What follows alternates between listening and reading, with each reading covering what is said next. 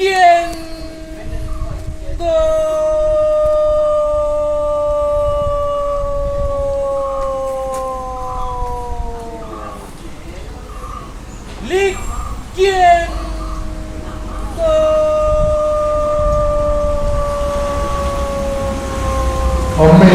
അന്നപൂർണേശ്വരി ശരണം കാത്തുരക്ഷിച്ചിടക്ക് ദേവി മഹാമാരി.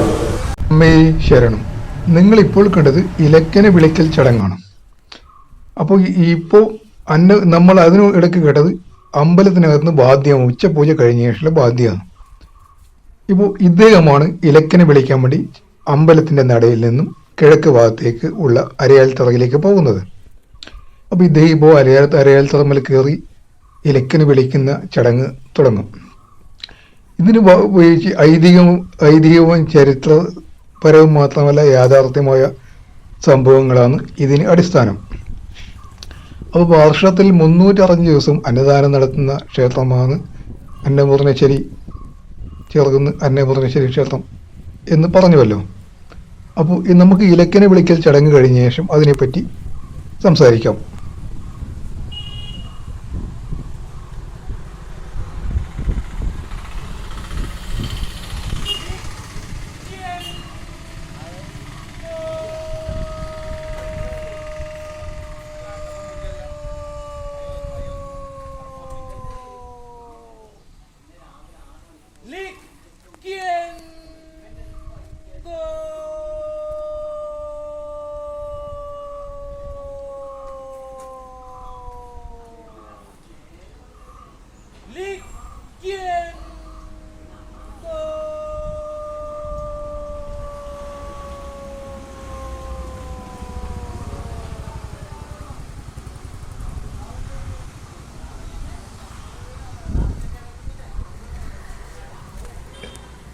ഇലക്കൽ കോമനെ വിളിച്ചതിന് ശേഷം അദ്ദേഹം അരയാൽ തറ വടക്ക് ഭാഗത്തുകൂടി ഇറങ്ങി ചോയി അമ്പലത്തിന് പ്രദക്ഷിണമായി നേരെ അമ്പലത്തിൻ്റെ ഇടയിലേക്ക് വീണ്ടും പോകും.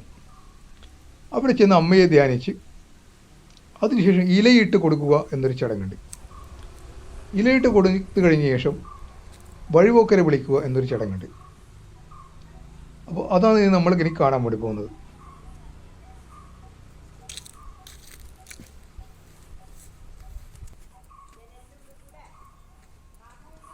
ചോയി അമ്പലം പ്രദക്ഷിണമായി വീണ്ടും ഇദ്ദേഹം ഇലക്കൽ കോമനെ വിളിച്ചതിന് ശേഷം അമ്മയുടെ നടയിൽ ചെന്ന് അമ്മയെ ധ്യാനിക്കുന്നു.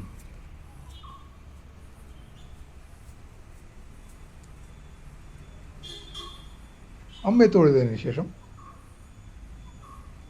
ഇനി മറ്റൊരാളുടെ ചടങ്ങ്. അപ്പോൾ അതിനുശേഷം ആളുകൾ ഇലയുമായി വരും. ഇല കൊണ്ടുവരുന്നവർ ഇലക്കെട്ടുകളുമായി വന്നു തുടങ്ങി. ഈ സമയത്ത് അഗ്രശാലയിൽ അന്നപ്രസാദം കഴിക്കാൻ വേണ്ടി ഭക്തജനങ്ങൾ നിരന്നിരുന്നിട്ടുണ്ട്. അപ്പോൾ ഇവർ ഇത് വഴിയുമായി ഇലയുമായി പോകും. ഇതാണ് ഇലയിലെ പ്രധാനിയായ ആൾ ഇദ്ദേഹമാണ്. ഇപ്പോൾ ഇനി ഇല ഇട്ട് കൊടുക്കുക എന്ന ചടങ്ങാണ്. ഇല ഇട്ട് കൊടുത്തതിന് ശേഷം ഇനി വഴിപോക്കരെ വിളിക്കുക എന്നൊരു ചടങ്ങുണ്ട്. അപ്പോൾ കോലനാട്ടിൽ ആരും തന്നെ പട്ടിണി കിടക്കരുത് എന്ന്, ആർക്കും ദാരിദ്ര്യം ഉണ്ടാവരുത്, എല്ലാവരും വയറ് നിറച്ച് ഭക്ഷണം കഴിക്കണം എന്നാണ് അമ്മയുടെ ആഗ്രഹം. അപ്പോൾ ഇലക്കനെ വിളിച്ചു കഴിഞ്ഞാൽ ഇത് അഗ്രശാലയാണ്. അഗ്രശാലയിൽ ആളിരിക്കുന്നത് നമ്മളിപ്പോൾ കാണിച്ചത്.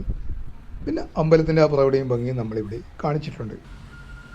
അമ്പലത്തിൻ്റെ മേൽക്കൂരയിൽ ദിവസവും ചെറുന്ന് അമ്പലം എന്നാണ് പറയുക, ചെറുന്ന് അന്നപൂർണേശ്വരി ക്ഷേത്രത്തിലേക്ക് വരുന്നവർ അധികമാരും ശ്രദ്ധിക്കാതെയാണ് ഈ മേൽക്കൂരയുടെ പടികളും മറ്റു കാര്യങ്ങളും. അതിവിടെ ഒന്ന് കാണിക്കുകയാണ്. അടുത്ത് മറ്റൊരു വീഡിയോയിൽ ഇതിനെപ്പറ്റി വിശദമായി ഞാൻ ഒരു വീഡിയോ കൂടി ചെയ്യുന്നുണ്ട്.